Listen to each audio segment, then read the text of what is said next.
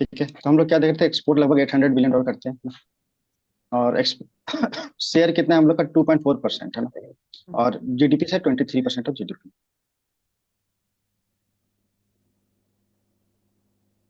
चलो, अब आते हैं, गुड्स खत्म हो गया ना, विजिबल खत्म हो गया, अब आते हैं इनविजिबल।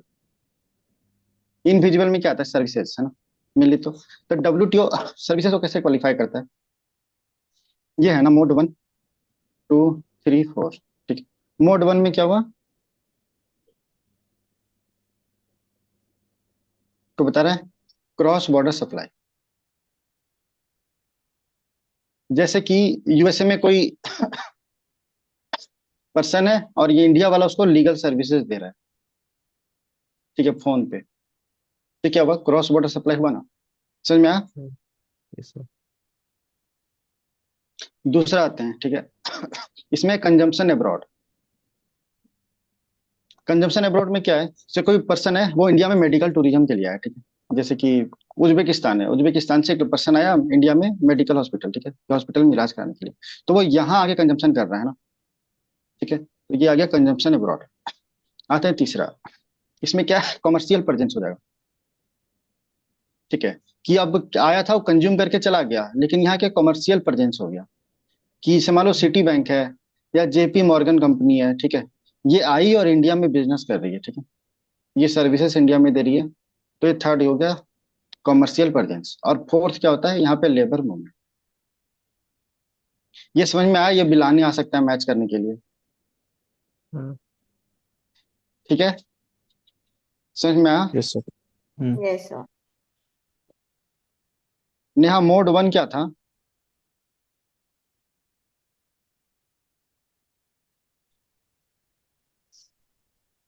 कोई दूसरा बता दो, नहीं बता रही है तो। क्रॉस क्रॉस बॉर्डर के लिए क्रॉस था। बॉर्डर हमने देखा जैसे क्रॉस बॉर्डर सप्लाई। दूसरा क्या था, आभा। से कंजम्पशन अब्रॉड। हाँ, मेडिकल कंजम्पशन टूरिज्म का अब्रॉड। एग्जांपल लिया। हाँ, हाँ, सही बात है। थर्ड क्या था, रूपाली, राजेश, हाँ बोलो। एस्टेब्लिशमेंट कर दिए, एस्टेब्लिश हो हाँ, गया कॉमर्शियल कंट्री प्रेजेंस, हाँ। परमानेंट। फोर क्या था राजेश, लेबर मूवमेंट। हाँ, लेबर मूवमेंट, ठीक है। चलो, अब ये खत्म हो गया करंट अकाउंट, है ना। अब आता है कैपिटल अकाउंट की तरफ। कैपिटल अकाउंट में तीन चीज होता है, एक तो इन्वेस्टमेंट, तीसरा डेट, और तीसरा होता है बैंकिंग कैपिटल। तो सबसे पहले देखते हैं इन्वेस्टमेंट, है ना।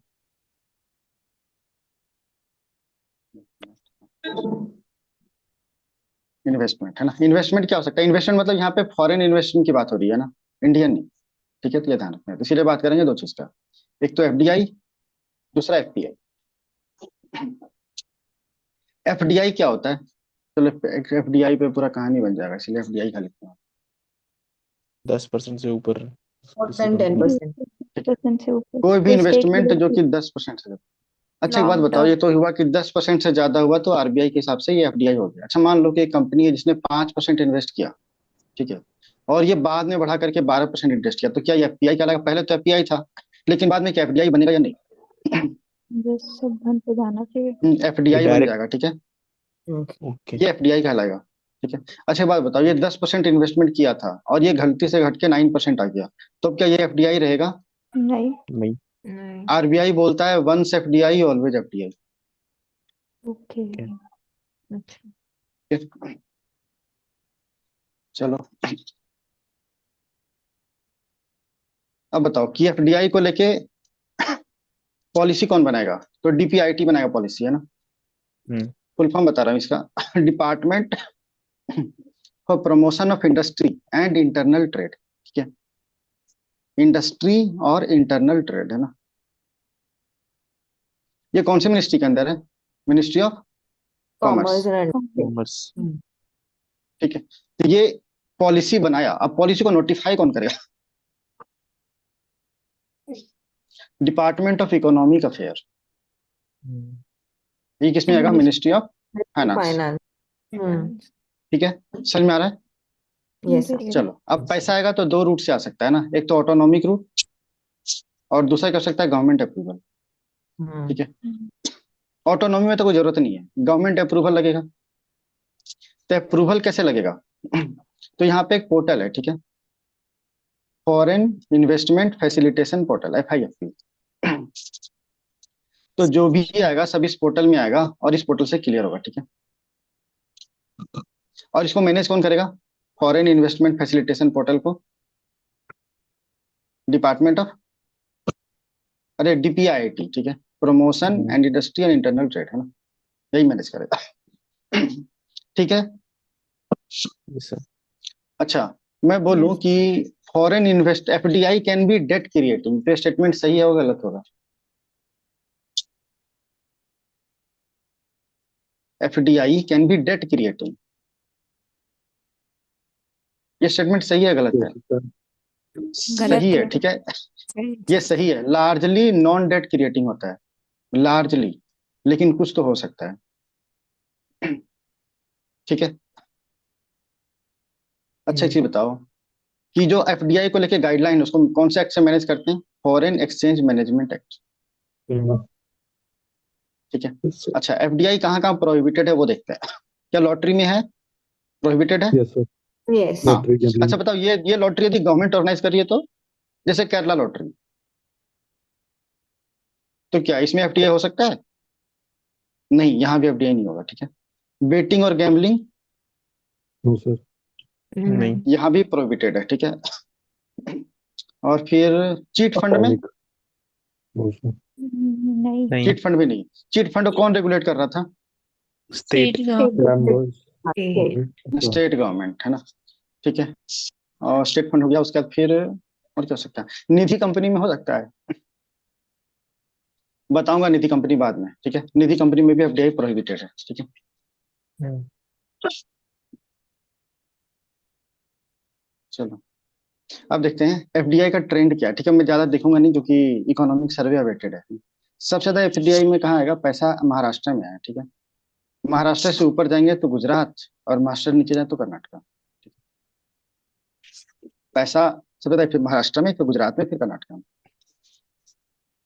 चलो, अब देखते हैं FDI और FPI, इसमें डिफरेंस क्या है, ठीक है। तो पहले तो शेयर 10% और यहाँ 10% से कम, है ना। हम्म, दूसरा क्या, यहाँ कंट्रोल कर सकते हैं, यहाँ पे नहीं कर सकते, ठीक है। तीसरा, यहाँ पे रिस्क ज्यादा है कम है? हाई रिस्क है, ये स्टेटमेंट सही होगा ना? नहीं नहीं ध्यान दो। FPI में हाई रिस्क है में दो FPI रिस्क में है। है एफपीआई में हाई रिस्क है। एग्जिट कर जाते हैं हाँ हाँ, ठीक है। और स्टेबल कौन है, FDI या FPI? एफडीआई रियल स्टेबल, ठीक है। जनरली FDI किस में होता है? फाइनेंशियल एसेट में, है ना। और FPI होता है फिजिकल एसेट में, है ना। नहीं एफडीआई फिजिकल और ओपन होता है। ठीक है, चलो, अब आते हैं FPI। खत्म हो गया ना, कुछ तो बच नहीं गया FDI में। अच्छा, एक चीज और बच गया यार, फॉरेन इन्वेस्टमेंट जो है, उसमें कैसे हो सकता है ना, फॉर्म्स ऑफ कैपिटल क्या हो सकता है ना। चलो, पैसा कैसे इन्वेस्ट करेगा, इन्वेस्ट करेगा तो कैसे कर सकता है ना। तो पहले तो इक्विटी शेयर में, इक्विटी शेयर तो सबको पता है ना, तो बताने की जरूरत है इसमें? मतलब सीधा स्टॉक मार्केट में जाके पैसा लगा दिया ना, कंपनी का जो ट्रेडिंग है वहां पे जाके पैसा लगा दिया स्टॉक मार्केट में। यहाँ पे क्या होता है, इक्विटी शेयर में ऑनरशिप राइट होती है, हाँ, यस ठीक है। इसको वोटिंग पावर है तो हाँ वोट करेगा, Yes, sir. ठीक है। जब मेजर डिसीजन होता है तो हाँ वोटिंग करता है, क्योंकि ऑनरशिप राइट है ना, ठीक है। और यह रिस्क बियर करता है ये, हाँ, ठीक है। ऑनर है ना, जैसे ही ऑनर हो गया तो ऑनर में रिस्क अपने आप आ जाता है, ठीक है। एक तो ये, दूसरा होता है प्रिफरेंशियल शेयर। प्रिफरेंशियल शेयर क्या होता है? ये भी तो शेयर ही है, लेकिन यहाँ पे वोटिंग राइट नहीं होता, Yes. ठीक है। रिस्क होता है यहाँ पे नहीं, ठीक है। इसको हमेशा फिक्स्ड पैसा मिलता रहेगा, ठीक है, हमेशा डिविडेंड मिलता रहेगा। मतलब डिविडेंड पे इस पे फर्स्ट राइट होता है इसका, प्रेफरेंशियल शेयर वाले का। अच्छा, इससे एक चीज याद आया कि मान लो कि कंपनी वो लिक्विडेट हो रही है ना, मान लो ए कंपनी है, तो सबसे पहले पैसा किसको मिलेगा? डेट वाले को, ठीक है। डेट के बाद किसको मिलेगा? प्रेफरेंशियल शेयर को, जो होल्ड कर रहा है, उसके बाद मिलेगा इक्विटी शेयर। क्योंकि ऑनर है ना, ऑनर को सबसे कम बाद में मिलता है, लॉस उसी को सहना पड़ेगा, है ना। समझ में आना ये? Yes, Yes, sir. sir. Yes, sir. चलो, तो पहला इक्विटी शेयर था, दूसरा देखिए प्रेफरेंशियल शेयर, तीसरा देखते हैं डिवेंचर। डिवेंचर तो याद था ना, क्या है debenture? That, okay. Debt instrument था। Yes, sir. ये सिक्योर्ड होता है या अनसिक्योर्ड? सर दोनों दोनों Secure. दोनों दोनों हो हो सकता है, सकते हैं। सिक्योर्ड भी दोनों अनसिक्योर्ड। दोनों सिक्योर्ड भी हो सकता है, अनसिक्योर्ड भी हो सकता है, ठीक है। Yes, sir. चलो आते हैं कन्वर्टिबल बॉन्ड, है ना। ठीक है, कन्वर्टिबल बॉन्ड क्या होता है कि पहले डेट दिए थे और इसको बाद में कन्वर्ट करके इक्विटी में कर दिया, Yes, sir. ठीक है। तो यही हो गया कन्वर्टिबल बॉन्ड। अब आते हैं फॉरेन करेंसी कन्वर्टिबल बॉन्ड। इसका नाम ही है ना, मतलब क्या हुआ, डेट जो इशू होगा वो फॉरेन करेंसी में होगा, इतना ही अंतर है, बाद में उसको फिर से इक्विटी में कन्वर्ट किया जा सकता है। चलो, ये ठीक है ना यहाँ तक? Yes Yes, sir. sir. Yes, sir. Sir एक चीज पूछनी थी, चलो, हाँ पूछो। एफपीआई और एफआईआई में कुछ डिफरेंस होता है या सेम ही अरे चीज अभी होती तो है? हम लोगों ने वहां पहुंचा ही नहीं है, ठीक है, मतलब वो पहुंचने देते हैं। एफपीआई का ना। ठीक है, ठीक नहीं नहीं, एफपीआई नहीं है, अभी पहुंचने देते हैं, ठीक है। है। Okay sir. चलो, अब आते हैं डिपॉजिटरी रिसिप्ट।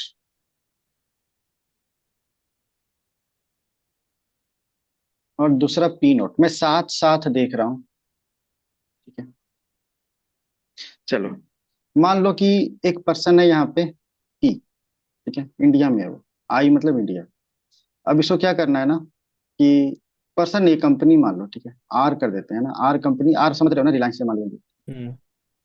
ठीक है। अब ये चाहता है ना कि ये हम अमेरिका में ट्रेडिंग करें,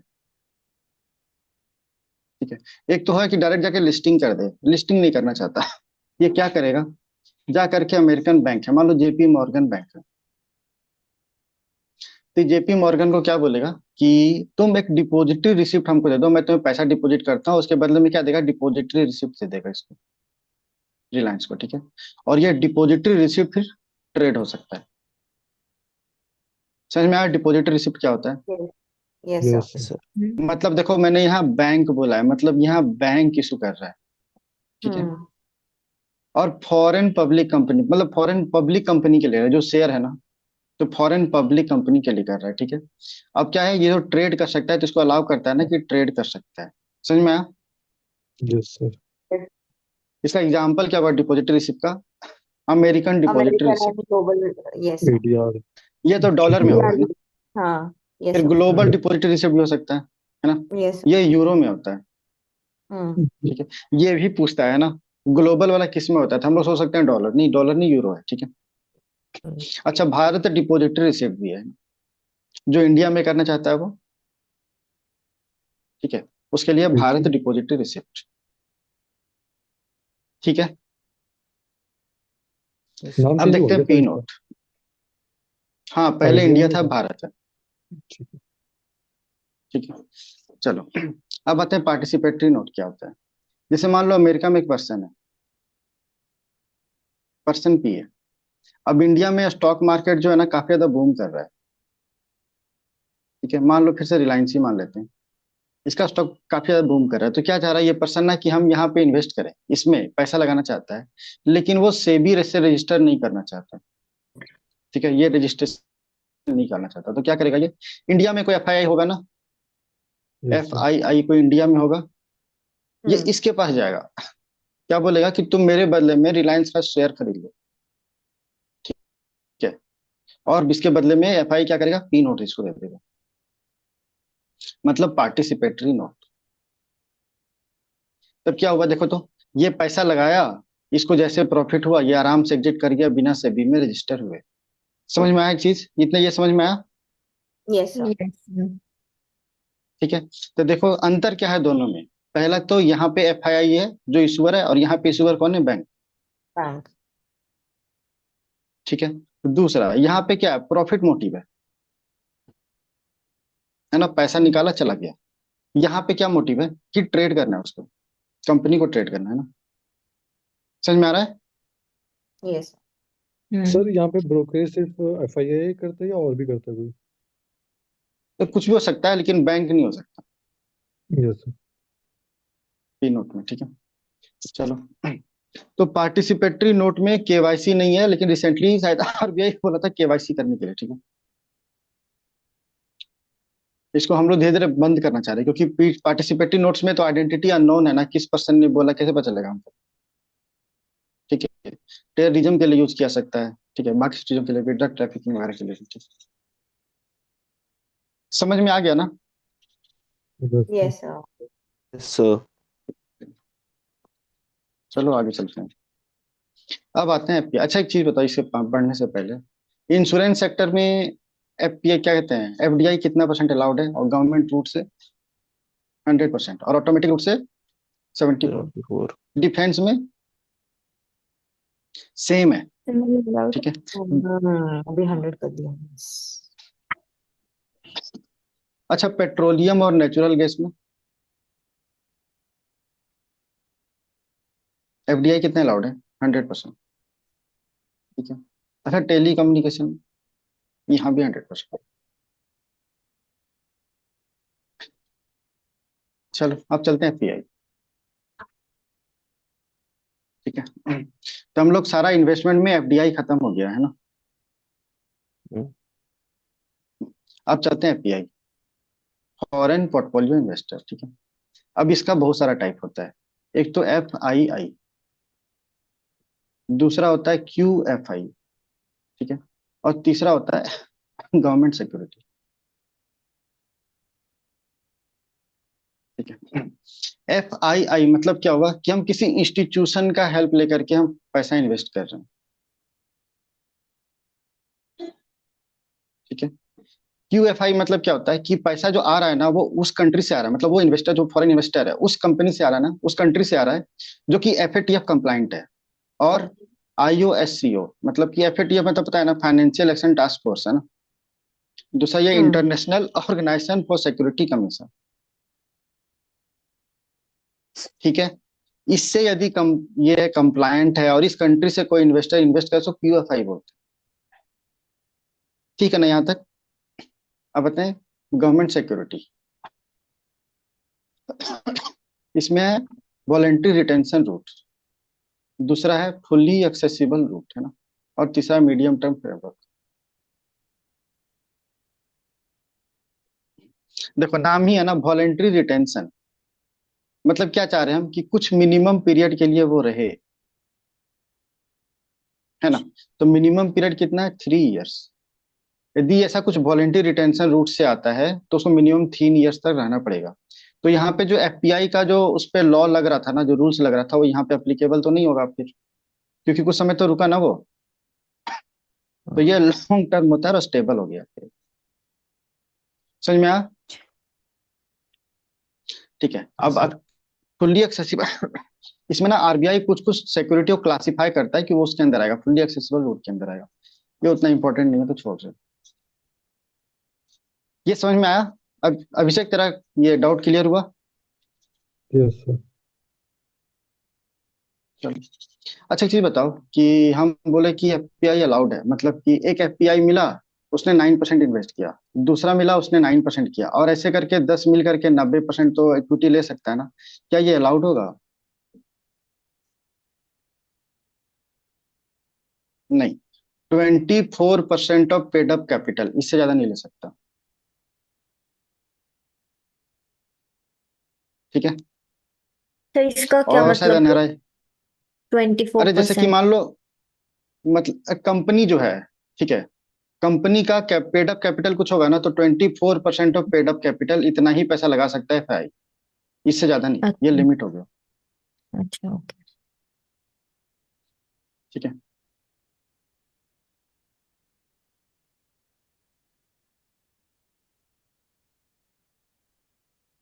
चलो हो तो गया ये तो सारा। अब बताएं डेट, है ना। तो हम लोग इन्वेस्टमेंट कर लिए है ना, ठीक है। हम्म। अब बताएं डेट, डेट क्या हो सकता है, सॉवरेन और एक्सटर्नल कमर्शियल बोरोइंग। अच्छा मैंने पी नोट्स के बारे में कुछ लिखा नहीं है, तो अपने मन से लिख लेना थोड़ा थोड़ा कीवर्ड्स, है ना। मैंने वो डिपॉजिटरी रिसिप्ट तो लिखा था, अभी याद आया कि शायद पी नोट्स नहीं लिखा हुआ है, तो एक बार देख के ऐसे लिख लेना, सर्च करके भी चलेगा। सॉवरेन डेट तो हम लोग को पता है, जो गवर्नमेंट ले रही है ना। आते एक्सटर्नल कमर्शियल बोरोइंग, मतलब क्या होगा, कमर्शियल बोरोइंग मतलब कोई कंपनी करेगी, है ना, बोरो करेगी पैसा। जब भी बाहर से करेंगे तो कंट्रोल कौन करेगा इसको? आरबीआई, है ना? ठीक है।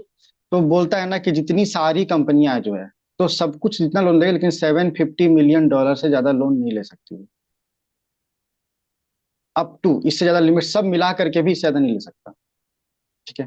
अब ये दोनों हो सकता है, फॉरेन करेंसी डिनोमिनेशन में भी या इंडियन करेंसी में भी। ठीक है। और इसको रेगुलेट तो आरबीआई करेगा। सब कंपनी, सब बैंक एलिजिबल है, लेकिन लिमिटेड लाइबिलिटी पार्टनरशिप में ये यहाँ एलिजिबल नहीं। मतलब मतलब ये एक्सटर्नल कमर्शियल बोरिंग से पैसा नहीं ले, रेज नहीं कर सकता, और क्या उससे ये डेट रेज ऐसा नहीं कर कुछ सकता है लिमिटेड कि लाइबिलिटी पार्टनरशिप। जब भी कंपनी ओपन होता है ना, तो दो तीन तरीके से हो सकता है। एक तो होता है पार्टनरशिप लिमिटेड लाइबिलिटी पार्टनरशिप, तो हम लोग दो मिले है ना, मान लो ए पर्सन है, बी पर्सन है, इन दोनों ने पार्टनरशिप पहले कंपनी खोली, है ना? लेकिन लायबिलिटी लिमिट कर रहा है, मतलब हुआ कि यदि कंपनी डिफॉल्ट कर जाए तो हम अपना होम नहीं बेचेंगे।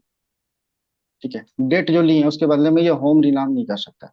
ऐसे करके कुछ कुछ प्रोविजंस होता है। ठीक है। जिसको बोलते हैं लिमिटेड लायबिलिटी पार्टनरशिप। समझ में आया? Yes sir. चलो अब आते हैं मसाला बॉन्ड। मसाला बॉन्ड किसको याद है? ये रुपी यस सर। डिनोमिनेटेड बॉन्ड है ना। हाँ यस ठीक है। फॉरेन कंट्री में रेज कर सकते हैं इसको। ठीक है। कोई भी कॉरपोरेट हो, कोई भी इंडियन बैंक हो, दोनों में से कोई भी ये कर सकता है। ठीक है। अच्छा, ये जो कंट्री, जो वही कंट्री में करेंगे ना जो FATF कंप्लाइंट है या ISO यस SCO कंप्लाइंट है। ठीक है। Indian, sorry, international organisation for security commission. ठीक है। FATF financial action task force, ये कंप्लाइंट है, यस वही कर सकते हैं। लेकिन जो पैसा आया ना उसका रियल एस्टेट एक्टिविटी में यूज नहीं कर सकते। ठीक है। कैपिटल मार्केट में इन्वेस्ट नहीं कर सकते पैसा। ठीक है। लैंड परचेज में यूज नहीं कर सकते, और ना ही पैसा किसी उसको दे सकते हैं जो इन तीनों में पैसा यूज कर सकता है। ये समझ में आया? Yes, yes sir. Real estate में नहीं यूज कर सकते, कैपिटल मार्केट में नहीं यूज कर सकते, और लैंड परचेज में यूज नहीं कर सकते। ठीक है।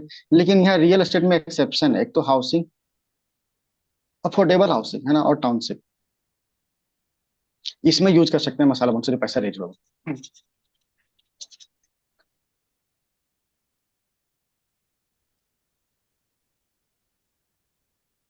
अब आते हैं बैंकिंग कैपिटल। ठीक है। देखो क्या देखे थे हम लोग कैपिटल अकाउंट में, तीन देखे थे ना, एक इन्वेस्टमेंट, इन्वेस्टमेंट देखे FDI और FPI। ठीक है। Hmm. उसके बाद क्या देखे थे? डेट। डेट में क्या देखे थे हम लोग? सॉवरेन, एक्सटर्नल कमर्शियल बोरोविंग, मसाला बॉन्ड भी थोड़ा देख लेते हैं ना। और अब तीसरा आ रहा है बैंकिंग कैपिटल, है ना।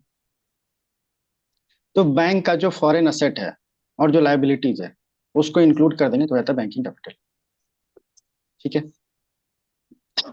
कभी भी जब BOP क्राइसिस होता है ना, तो सबसे पहला जो लाइन ऑफ डिफेंड होता है वो बैंकिंग कैपिटल ही होता है। तो बैंकिंग में कैपिटल कहाँ से आएगा? जो फॉरेन लोग लाके पैसा जमा करेगा वही तो आएगा ना। जैसे NRI अकाउंट वगैरह खोल लिया तो, है ना। तो इसके लिए लगा था foreign currency non resident scheme A. ठीक है। फॉरेन करेंसी नॉन रेसिडेंट सब कुछ लिखा हुआ है, खाली P नोट्स नहीं लिखा हुआ था, बाकी सब कुछ लिखा हुआ है। ठीक है। तो फॉरेन करेंसी नॉन रेसिडेंट ए स्कीम। ठीक है। इसमें क्या है कि जब जरूरत हो तो बैंक जो है सो वो RBI के पास पैसे जमा कराएगी। ठीक है। और RBI इसको इंटरेस्ट रेट दे देगा। ये समझ में आया? लेकिन अब डिसकंटिन्यू कर दिया है। अब ले आया FCNR-B। इसमें जो एक्सचेंज रेट हो रहा है ना, इसका बर्डन RBI पास नहीं जाता। ठीक है। इतना ही अंतर है। समझ में आया ये? Hmm. यस ठीक है। चलो, अच्छा ये हो गया। तो BOP क्राइसिस कब आता है, ये तो हम लोग बात ही नहीं किया। रिजर्व रेट, रिजर्व चार्ज, ये क्या होता है? देखो क्या क्या हुआ कि हम लोग बैलेंस ऑफ पेमेंट बोले, मतलब बैलेंस ऑफ ट्रेड हुआ। ट्रेडिंग होने के बाद कुछ तो होना, या तो हम लोग डेफिसिट में रहते होंगे। तो इस डेफिसिट को मेंटेन करने के लिए RBI मनी मेंटेन करता है। ठीक है। कुछ उसके पास रिजर्व होता है जिसको रिजर्व चार्ज बोलते हैं। इसको ऐड करने के बाद BOP न्यूट्रल हो जाएगा। लेकिन यदि ये मेरे पास कम गया, है ना, तो फिर बोलते हैं कि BOP क्राइसिस आ गया। ये समझ में आया? Yes Hmm. ठीक है। एक चीज और, जब बीओपी क्या कहते हैं, ये बैलेंस ऑफ पेमेंट जब बनता है ना, तो बनाने के बाद आरबीआई उसको रीएडजस्ट भी करता है कभी कभी, ठीक है। ये भी शायद कहीं स्टेटमेंट आया था कि रीएडजस्टमेंट आरबीआई करता है कि लास्ट में, ठीक है, तो वो भी करता है। चलो, अब आता है एक्सचेंज रेट। ठीक है। नाम ही है ना, मतलब एक करेंसी से दूसरी करेंसी, यही हो गया ना exchange rate. Yes sir. Hmm, तो चलो, शुरुआत जब हुआ था ना, तो सबसे पहले डॉलर को मोस्ट ट्रस्टेड करेंसी बुलाया था क्यों? क्योंकि एक डॉलर बराबर 0.88 ग्राम गोल्ड माना जाता था। कुछ मत लिखो, सब लिखा हुआ है, ठीक है, मैं बार बार बोल रहा हूँ, आभा तुम लोग लिख नहीं दिए, ठीक है। कुछ कुछ स्टूडेंट है, मैं जानता हूँ लिख रहे हैं, तो मत लिखना प्लीज, ठीक है, क्योंकि लिखने में समझ तुम्हें समझ में नहीं आएगा जब तक लिखोगे तब तक, ठीक है। तो क्या एक डॉलर बराबर 0.88 ग्राम गोल्ड था, है ना? खुशबू तू भी लिख रही है क्या? मत लिखना, ठीक है। तो ये पहले माना था कि मोस्ट ट्रस्टेड करेंसी है, इसीलिए, ठीक है। लेकिन क्या हुआ बाद में कि एक पर्सन आया, टिफिन, बोला ना कि सस्टेनेबल ही नहीं है लॉन्ग टर्म के लिए। क्यों सस्टेनेबल नहीं है? उसका रीजन बोला, इसको ट्रिफिन डायलेमा बोलते हैं, हम्म, ठीक है। क्या बोला ना कि क्या होगा, मान लो कि ये अमेरिका है, ये क्या चाहिए ऐसा लॉन्ग टर्म, क्या होगा इंटरेस्ट क्या है कि डॉलर जो है सो मेरे पास इंटरनेशनल करेंसी बना रहे, तो बना रहने के लिए दूसरी कंट्रीज क्या करेंगी, डॉलर को स्टोर करेगा, हम्म, यही करेगा ना। तो डॉलर स्टोर कब कर सकता है? कि जब डॉलर मार्केट में ज्यादा है ना। और हम्म, मार्केट में कब ज्यादा आएगा, जब ये जब बाकी सारी कंपनी अमेरिका को एक्सपोर्ट करेगा, ये एक्सपोर्ट करेगा, तो बदले में इसको डॉलर देगा, और डॉलर ये रिजर्व रख सकता है। समझ में आया यहाँ तक? हम्म, ठीक है। Yes, sir. तो ये लॉन्ग टर्म बेनिफिट होगा। लेकिन यहाँ पे क्या होगा देखो, तो हमेशा तो ट्रेड डेफिसिट आने लग जाएगा ना फिर तो अमेरिका के पास,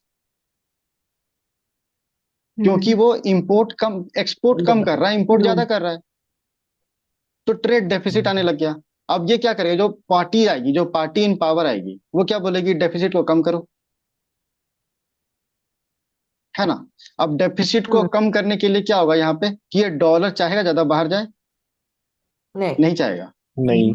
चाहेगा तो क्या होगा, अब एक कन्फ्लिक्ट अराइज हो गया ना। समझ में आ? Yes sir. हम्म, तो शॉर्ट टर्म में ये था कि करेंसी यहाँ रहे, लॉन्ग टर्म में ये है कि करेंसी दूसरा जगह रहे, लॉन्ग टर्म में, ठीक है। तो इसी को ट्रिफिन डायलेमा बोलते हैं, इसीलिए सस्टेनेबल नहीं है। अब समझ में आया कि यूएसए का जो इस बार जो क्वेश्चन आया था पेगिंग का, कि मिनिमम रिजर्व जो सो रखना चाहिए, अमेरिका रखता है, बाकी प्रिंट कर सकता है, कुछ भी नहीं, याद आया, लिंक हो रहा है उससे, हम्म, ट्रिफिन डायलेमा से यस सर।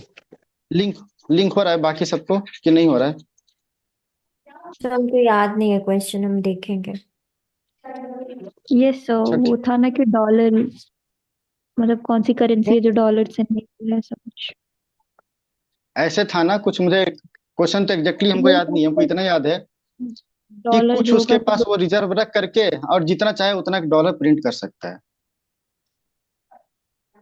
ऐसे कुछ था कि मिनिमम रिजर्व कुछ रख करके जितना चाहे उतना प्रिंट कर सकता है, ये ऐसा कुछ स्टेटमेंट बन रहा था शायद, मुझे याद नहीं, कुछ इसी टाइप से था। ये था कि कौन से देश के जो सिटीजन होंगे जो अपना वो अपना क्लेम नहीं कर पाएंगे राइट, अगर करेंसी फेल होती है, ऐसा कुछ इस बार था हाँ, तो। शायद, हाँ 2024 का क्वेश्चन था।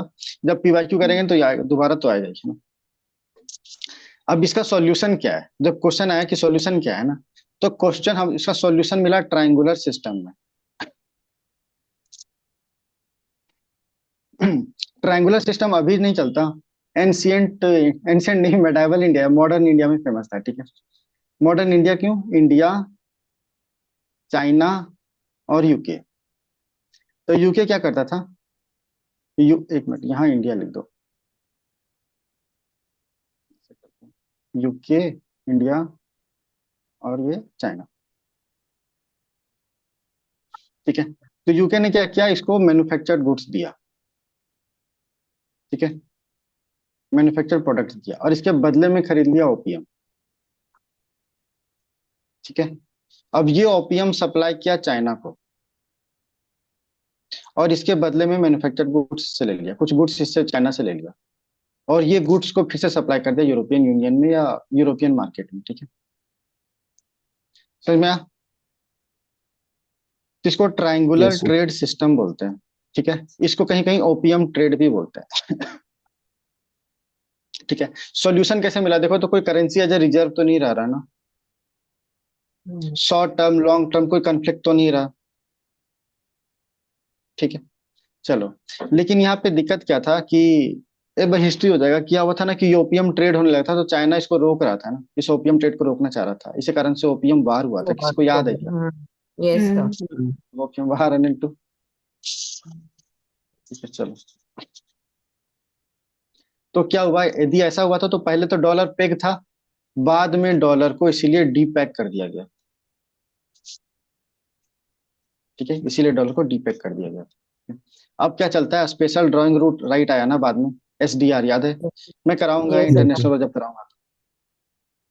ठीक है, एसडीआर आ गया था ना, स्पेशल ड्राइंग राइट। फिर यूरो भी आया ना, यूरोपियन यूनियन के लिए। Hmm. चलो बाद में देखेंगे। अब आते हैं एक्सचेंज रेट, है ना, उसी का बात कर रहे थे हम लोग। तो इसमें पहले क्या था, fixed exchange rate. Hmm. Fixed exchange rate क्या होता है कि हम पे कर दिए कि $1 बराबर 26 14 बहट। pounds. ठीक है, बहट किसका करेंसी है? थाईलैंड थाईलैंड का। का। Indonesia. Okay, Thailand. Sorry. Thailand. ठीक है, तो अब तो ये हुआ। अच्छा ये बताओ कि गवर्नमेंट जानबूझ करके यदि बहट का वैल्यू कम करे या बढ़ाए तो इसको क्या बोलेंगे? डीवैल्यूएशन हम्म। Devaluation. या तो रीवैल्यूएशन। अच्छा, मैंने तो बहट का एग्जांपल क्यों लिया यहाँ पे, किसी ने सोचा? एशियन फाइनेंशियल क्राइसिस, किसी को पता है? 1997। ठीक है, इसको हाँ एशियन टाइगर टाइगर कंट्री बोलते थे। Tiger. Yes sir. Yes sir. Hmm. क्या था वहां पे? थाईलैंड ने सिंगापुर पैक करके कोरिया। रखा था ना, हाँ जितनी हाँ। Yes sir. पैक करके रखा था, $1 बराबर 26 बात। शायद ऊपर नीचे हो सकता है, मुझे याद नहीं एग्जैक्ट, थोड़ा ऊपर नीचे होगा। ठीक है, डाटा पे मत जाना। ये पैक करके रखा था। दूसरा कि कैपिटल अकाउंट कन्वर्टेबिलिटी अलाउ कर दिया था।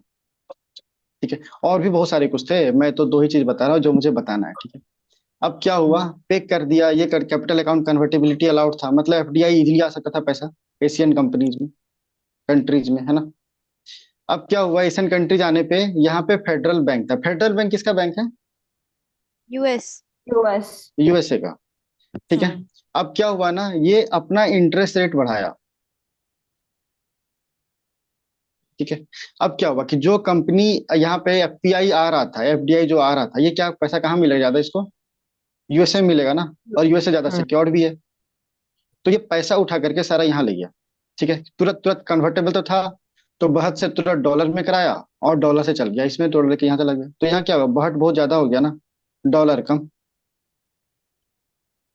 समझ में आ रहा है? अब इसको लगाना यस कि सर। हमको इंटरेस्ट रेट बढ़ा देना चाहिए, क्योंकि इंटरेस्ट रेट बढ़ेगा तो पैसा दोबारा वापस आ जाएगा। ठीक है, तो थाईलैंड ने क्या किया, इंटरेस्ट रेट बढ़ा दिया। ठीक है, अब जैसे ही इंटरेस्ट रेट बढ़ाया तो क्या हुआ कि लोगों के पास मनी कम अवेलेबल रहा ना खरीदने के लिए। हाँ। समझ में आया?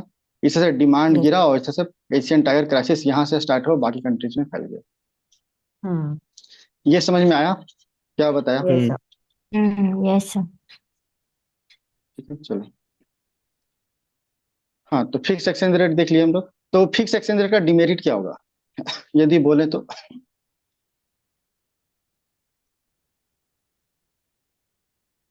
देखो, हमेशा मेरे पास लार्ज पूल होना चाहिए डॉलर का, या इंटरनेशनल करेंसी का, है ना।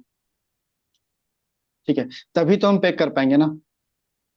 Hmm. जैसे मान लो कि $1 बराबर 26 बहट था। ठीक है, अब ये क्या हुआ कि वैल्यू गिर रहा है, 27 हो गया, 30 हो गया, लेकिन हम क्या चाहेंगे 26 हो, तो और Hmm. डॉलर मार्केट में देना पड़ेगा, है ना। ये किसी को समझ में आ रहा है क्या? Yes sir. Yes, sir. कोई ऐसा जो समझ में नहीं आ रहा है वो बताओ। कोई ऐसा जो समझ में नहीं आ रहा है? सबको आ मुझे रहा है नहीं ना? यार। ठीक है, चलो। हाँ, तो इंतजार करना है क्या किसी का? एक सिंपल एनालॉजी बताते हैं कि मान लो दो आइटम है ना। आइटम ए, आइटम बी, ये 4 हैं, ये 10 हैं, किसका वैल्यू ज्यादा होगा, किसका वैल्यू कम होगा? इसका वैल्यू कम होगा ना, हाँ, इसका वैल्यू ज्यादा होगा, यस, है ना?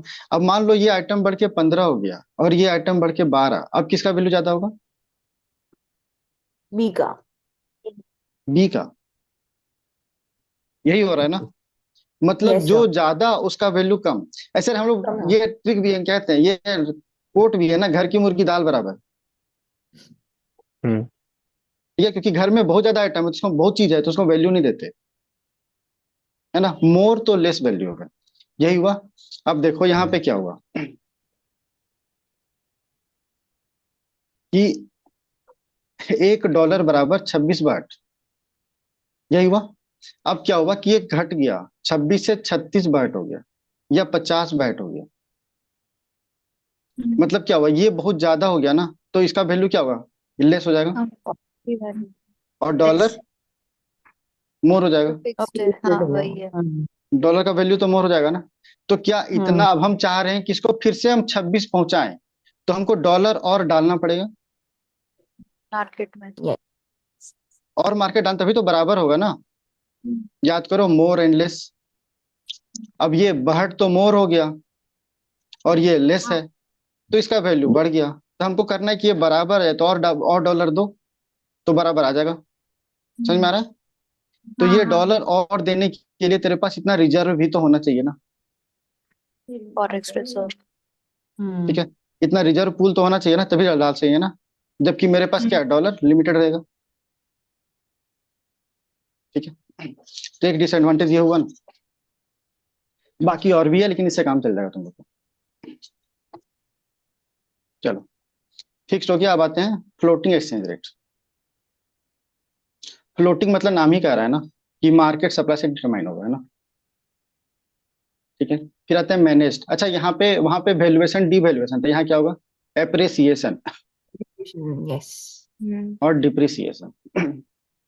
ये टर्म याद रखना क्योंकि ये ऐसे आ सकता है। ठीक है, फिर आते हैं मैनेज्ड एक्सचेंज रेट, है ना?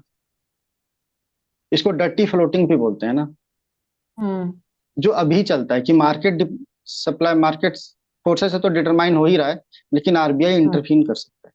करता है, ठीक है, पर किसमें क्योंकि एप्रिसिएशन और अप्रिसिएशन इसमें? अरे फ्लोटिंग में